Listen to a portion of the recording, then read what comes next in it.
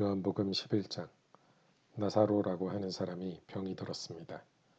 나사로는 마리아와 마리아의 언니 마르다와 함께 베다니라는 마을 사람이었습니다. 마리아는 주님께 향유를 붓고 자기의 머리카락으로 주님의 발을 씻어주었던 바로 그 여인입니다. 마리아의 오빠 나사로가 병이 든 것입니다. 나사로의 여동생 마리아와 마르다는 예수님께 사람을 보내 주님께서 사랑하시는 이가 병이 들었습니다. 라고 전했습니다. 예수님께서 이 말을 듣고 말씀하셨습니다. 이 병은 죽게 될 병이 아니라 하나님의 영광을 위한 것이다. 이 병으로 말미암아 하나님의 아들이 영광을 얻을 것이다. 예수님께서는 마르다와 마리아 그리고 오빠 나사로를 사랑하셨습니다. 하지만 예수님께서는 나사로가 병들었다는 말을 듣고도 지금 계신 곳에서 이틀을 더 지내셨습니다. 이틀 후 예수님께서는 제자들에게 다시 유대 땅으로 가자고 말씀하셨습니다. 제자들이 예수님께 말했습니다. 하지만 선생님, 방금 전에 유대인들이 주님을 돌로 쳐 죽이려고 하였는데 다시 그곳으로 가려고 하십니까? 예수님께서 대답하셨습니다. 하루 중 낮이 12시간이나 되지 않느냐? 사람이 낮에 걸어다니면 그는 이 세상의 빛을 보기 때문에 넘어지지 않는다. 그러나 밤에 걸어다니면 그 사람 속에 빛이 없으므로 넘어진다. 예수님께서 이 말씀을 하신 후에 이렇게 덧붙이셨습니다. 우리 친구 나사로가 깊이 잠들었으니 그를 깨우러 가야겠다. 그러자 제자들이 말했습니다. 주님, 나사로가 잠들었다면 낫게 될 것입니다. 예수님께서는 나사로가 죽은 것에 대해 말씀하셨지만 예수님의 제자들은 나사로가 정말로 잠을 자고 있는 것으로 생각했습니다. 그때 예수님께서 분명히 말씀하셨습니다. 나사로가 죽었다. 하지만 너희를 위해서는 내가 거기에 있지 않았던 것이 기쁘다. 이것은 너희들이 믿을 수 있도록 하기 위함이다. 그러나 이제 나사로에게 가자. 그때 디두모라는 별명을 가진 도마가 다른 제자들에게 우리도 주님과 함께 죽으러 가자고 말했습니다. 예수님께서 나사로가 있는 곳에 도착했습니다. 그때 나사로는 이미 죽어 무덤 속에 있은 지 4일이나 되었습니다.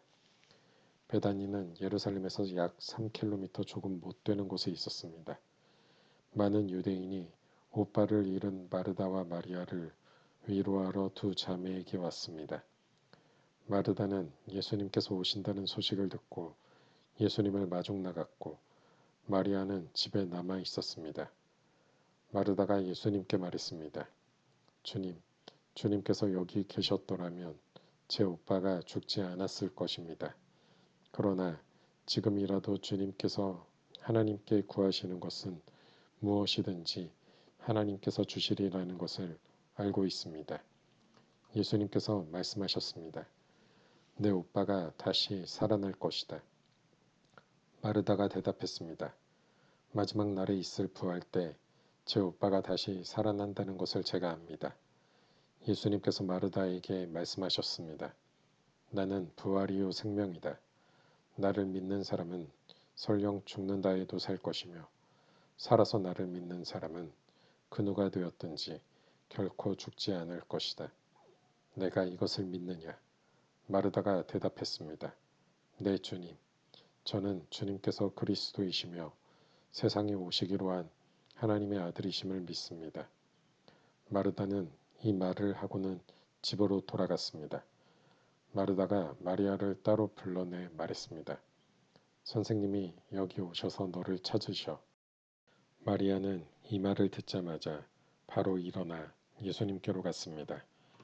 예수님께서는 마을로 들어오지 않으시고 그때까지 줄곧 마르다를 만났던 곳에 계셨습니다. 마리아와 함께 집에 있으면서 마리아를 위로하던 유대인들은 마리아가 일어나 황급히 나가는 것을 보았습니다. 그들은 마리아의 뒤를 따라 나오면서 마리아가 통곡하러 무덤에 가는 것이라고 생각했습니다. 마리아는 예수님께서 계신 곳으로 갔습니다. 마리아는 예수님을 보자 그의 발 아래 엎드려 이렇게 말했습니다. 주님, 주님께서 여기 계셨더라면 저의 오빠가 죽지 않았을 것입니다. 예수님께서 마리아와 마리아의 뒤를 따라온 유대인들이 우는 것을 보셨습니다. 예수님의 마음은 격한 감정이 들면서 몹시 아프셨습니다. 예수님께서 말씀하셨습니다.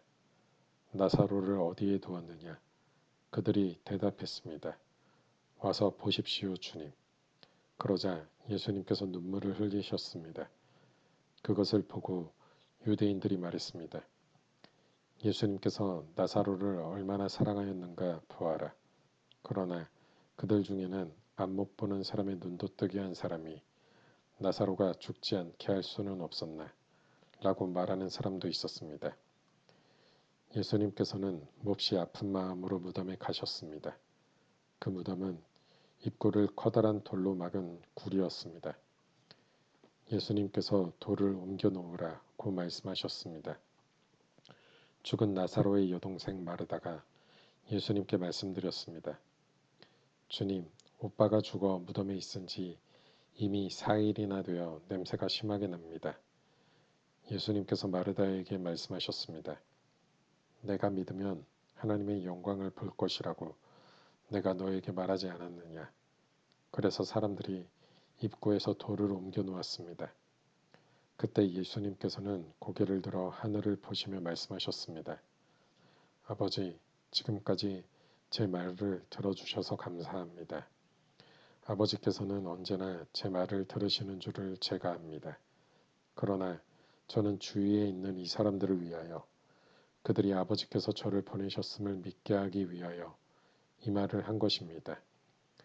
예수님께서는 이 말씀을 하신 후 큰 소리로 말씀하셨습니다. 나사로야, 나오너라. 죽은 사람이 밖으로 나왔습니다. 그의 손과 발은 천으로 감겨져 있었으며 얼굴도 천으로 둘러싸여 있었습니다. 예수님께서는 사람들에게 천을 풀어주어 다니게 하여라 하고 말씀하셨습니다. 마리아에게 조문하러 왔던 유대인들은 예수님께서 하신 일을 보고는 그분을 믿었습니다. 그러나 그들 중 어떤 유대인들은 바리새인들에게 가서 예수님께서 하신 일을 일러 바쳤습니다. 그러자 대제사장들과 바리새인들은 사내들인을 열어 의견을 물었습니다. 어떻게 하면 좋겠습니까? 이 사람은 많은 표적을 행하고 있습니다. 만일 우리가 이 사람이 하는 대로 계속 내버려 둔다면 모든 사람이 그를 믿을 것입니다. 그러면 로마 사람들이 와서 우리 땅과 민족을 모두 빼앗아 버릴 것입니다. 그들 중에 가야바라는 한 사람이 있었습니다. 가야바는 그 해의 대제사장이었습니다. 가야바가 이렇게 말했습니다. 여러분들은 아무것도 모르시는군요. 민족 전체가 멸망당하는 것보다는 한 사람이 백성을 위하여 죽는 것이 더 낫다는 사실을 깨닫지 못하십니까? 이 말은 가야바가 스스로 한 말이 아니었습니다. 그는 그 해의 대제사장이었으므로 예수님께서 유대 민족을 위해 죽게 될 것을 예언한 것이었습니다. 가야바는 예수님께서 유대 민족만이 아니라 사방에 흩어져 있는 하나님의 자녀들을 하나로 만들기 위해 죽으실 것을 예언한 것입니다. 그날 이후 유대의 지도자들은 예수님을 죽일 계획을 세우기 시작했습니다. 예수님께서는 더 이상 유대인들이 있는 곳에 공공연히 다니지 않으셨습니다. 예수님께서는 그곳을 떠나 광야 근처에 있는 에브라임이라는 마을로 가서 제자들과 함께 거기서 지내셨습니다. 유대인의 명절인 유월절이 가까이 다가왔습니다. 유월절이 되기도 전에 많은 사람들이 자신을 깨끗하게 하기 위해 시골에서 예루살렘으로 올라왔습니다. 사람들은 부지런히 예수님을 찾았습니다. 그들은 성전 뜰에 서서 서로 물었습니다. 당신들 생각은 어떻소? 그분이 명절에 안 오시지는 않겠지요. 그러나 대제사장들과 바리새인들은 누구든지 예수님께서 계신 곳을 알기만 하면 반드시 자기들에게 알려야 한다고 명령을 내렸습니다. 그것은 예수님을 체포하기 위해서였습니다. 요한복음 12장 6월절 6일 전에 예수님께서는 나사로가 살고 있는 베다니로 가셨습니다. 나사로는 예수님께서 죽은 자 가운데서 살리셨던 그 사람입니다.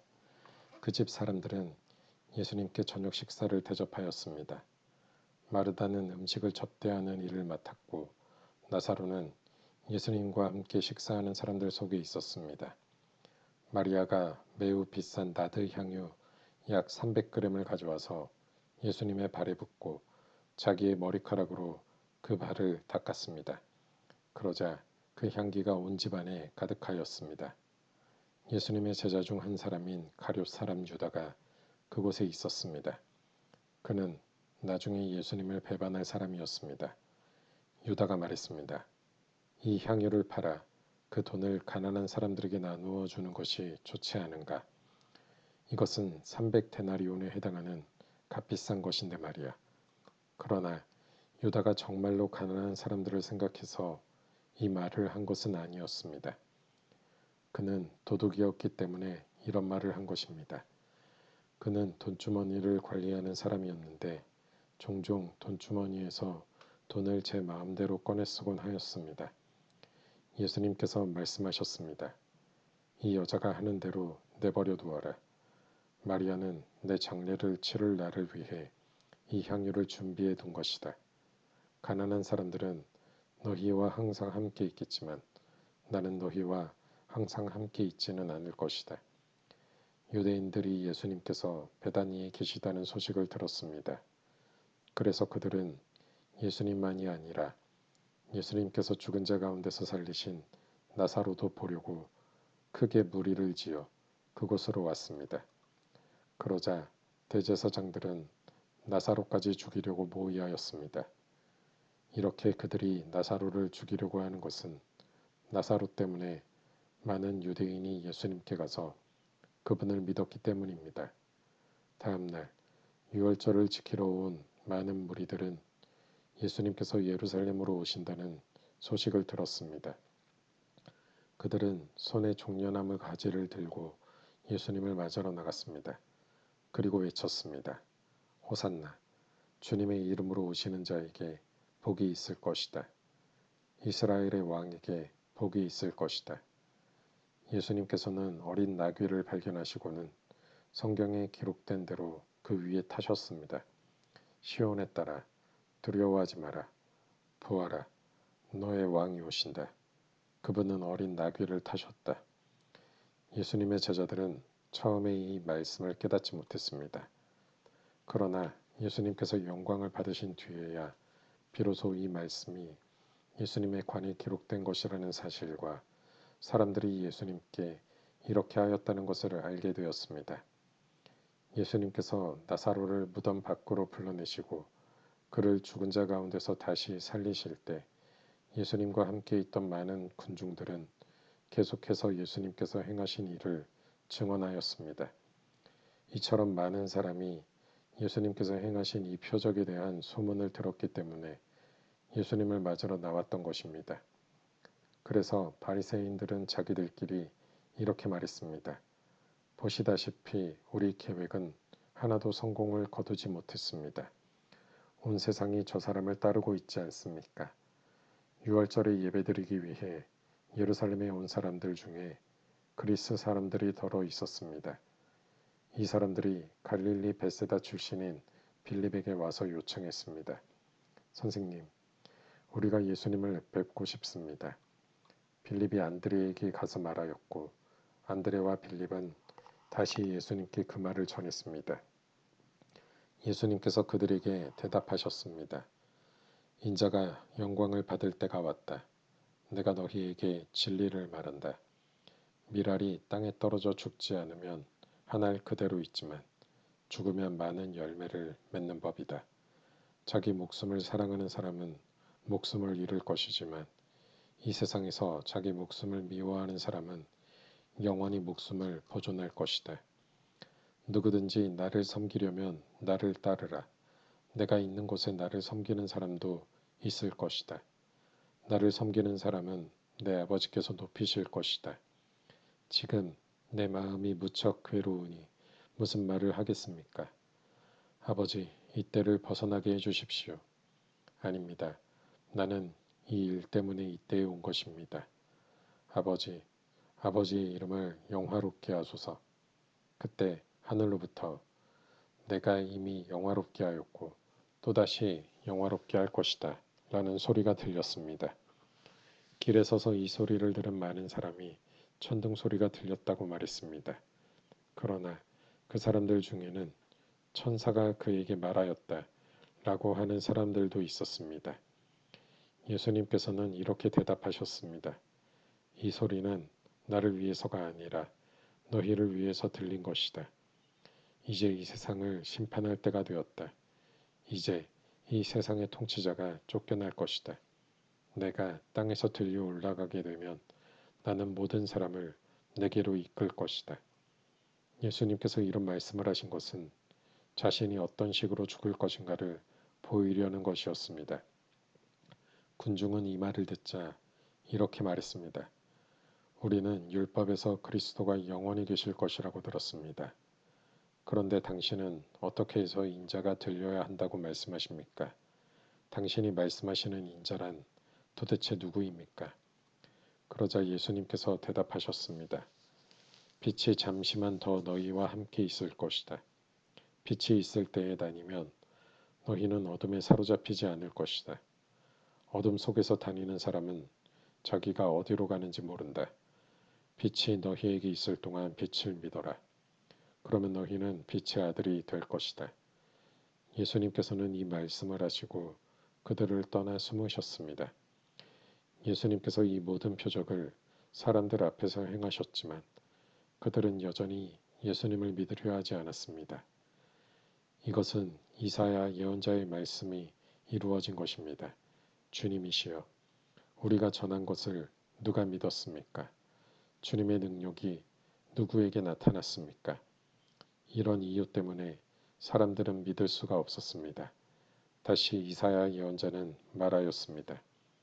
주님께서 그들의 눈을 멀게 하시고 그들의 마음을 완고하게 하셨으니 그들이 눈으로 보고 마음으로 깨닫고 돌아와 고침을 받지 못하게 하려는 것이다. 이사야가 이런 말을 한 것은 그가 예수님의 영광을 보고 예수님에 관하여 말했기 때문입니다. 그러나 동시에 지도자들 중에서도 예수님을 믿는 사람이 많이 생겼습니다. 하지만 그들은 바리새인들 때문에 예수님을 믿는다고 고백하지는 못했습니다. 그들은 회당에서 쫓겨날까 두려워했습니다. 그들은 사람에게 칭찬받는 것을 하나님께 칭찬받는 것보다 더 좋아했습니다. 그때 예수님께서 큰 소리로 말씀하셨습니다. 나를 믿는 사람은 나를 믿는 것이 아니라 나를 보내신 분을 믿는 것이다. 나를 보는 사람은 나를 보내신 분을 보는 것이다. 나는 세상의 빛으로 왔다. 나를 믿는 사람은 누구든지 어둠 속에 머물지 않을 것이다. 내 말을 듣고 지키지 않는 사람이 있다 해도 내가 그 사람을 심판하지 않는다. 그것은 나는 세상을 심판하기 위해서가 아니라 구원하기 위해 왔기 때문이다. 나를 저버리고 내 말을 받아들이지 않는 사람을 심판하실 분이 계시다. 내가 한 이 말이 마지막 날에 그를 심판할 것이다. 내가 한 말은 내 스스로 한 말이 아니다. 나를 보내신 아버지께서 무슨 말을 해야 할지 또 어떻게 말해야 할지를 내게 명령하셨다. 그리고 나는 그분이 하신 명령이 영생이라는 사실을 안다. 그러므로 내가 말하는 것은 무엇이든지 아버지께서 내게 그렇게 말하라고 말씀하신 것이다.